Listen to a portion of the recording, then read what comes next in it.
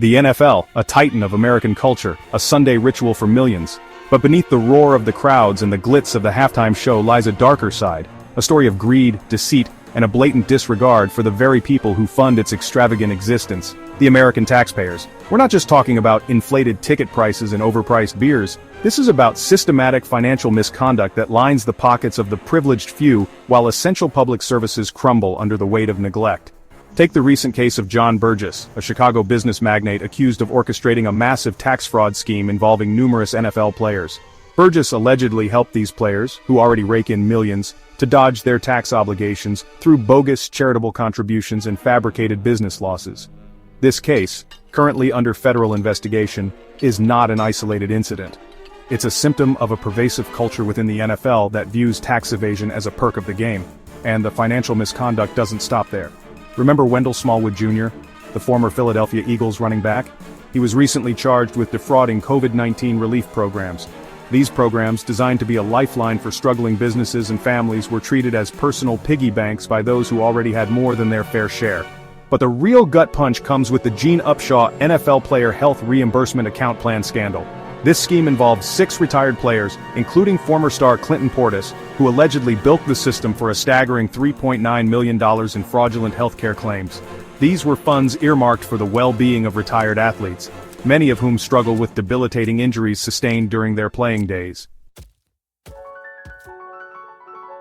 The NFL loves to wave the American flag, to wrap itself in patriotism and national pride. But what's truly un-American is the NFL's insatiable appetite for public funds. Across the country, cities and states trip over themselves to appease the NFL, showering teams with taxpayer-funded stadiums, generous tax breaks, and other financial incentives. These handouts, often justified with dubious claims of economic growth, come at a steep cost. They represent a massive diversion of resources from essential public services that are desperately in need of funding. Think about it.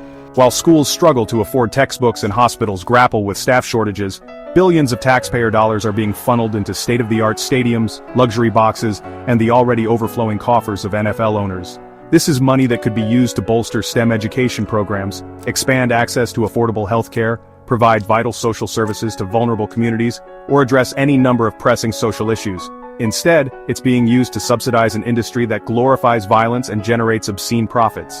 The NFL and its apologists will tell you that these stadiums create jobs and boost local economies, but the reality is far less rosy.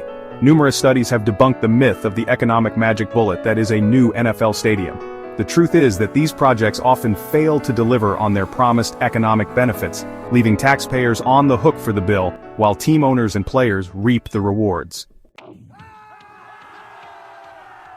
Let's not kid ourselves. The NFL is, at its core, a celebration of violence. A spectacle of bone-crushing tackles, helmet-to-helmet collisions, and a win-at-all-costs mentality. While the NFL has taken some steps to address the issue of player safety, the inherent violence of the game remains a major concern, and it's not just the players who are affected. There's growing evidence to suggest that the NFL's glorification of violence has a trickle-down effect, contributing to a culture of aggression and violence in our society. Domestic violence rates spike on Super Bowl Sunday. Aggressive driving incidents increase in the aftermath of NFL games. The link between the NFL's brand of hyper-masculinity and real-world violence is becoming increasingly difficult to ignore. The NFL's response to these concerns has been, at best, inadequate. They've implemented stricter penalties for on-field violence, but these measures often feel more like PR moves than genuine attempts to address the root of the problem. The league continues to profit handsomely from the very violence that many believe is contributing to a more aggressive and divided society. It's time to stop treating the NFL like it's above scrutiny, beyond reproach. It's time to stop accepting the NFL's narrative that its financial interests trump the needs of our communities. The evidence is clear. The NFL is a behemoth built on a foundation of greed, deceit, and public exploitation. It's an industry that thrives on violence both on and off the field. And it's an organization that has consistently shown a blatant disregard for the very people who make its existence possible. The American taxpayers. We need to start asking tough questions. We need to demand accountability. We need to hold the NFL's feet to the fire and force them to answer for their actions. And most importantly, we need to start redirecting our priorities. We need to invest in our communities, not in the NFL's insatiable greed. We need to fund education, not stadiums. We need to support healthcare, not tax breaks for billionaires.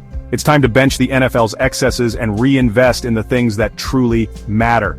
It's time to prioritize the well-being of our communities over the profits of a morally bankrupt industry. It's time to declare that enough is enough. The NFL's reign of greed and exploitation must end. The future of our communities depends on it.